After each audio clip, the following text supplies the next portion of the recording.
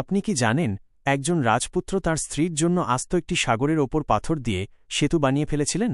হ্যাঁ, আজ শুনুন রাম ও সীতার সেই অবিশ্বাস্য যুদ্ধের গল্প মাত্র 10 সেকেন্ডে। রাম সীতার সংক্ষিপ্ত মহাকাব্য। সূচনা ও বিবাহ।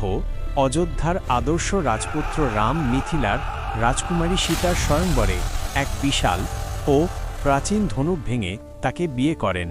শুরু হয় তাঁদের সুখের দাম্পত্য, বনবাস ও ত্যাগ।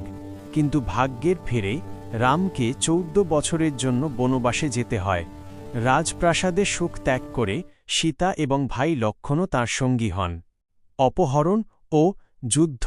বনের নির্জনতায় লঙ্কার শক্তিশালী রাজা রাবণ ছলনা করে সীতাকে অপহরণ করে নিয়ে যায়। প্রিয়তমা স্ত্রীকে উদ্ধার করতে রাম বীরত্বের পরিচয় দেন।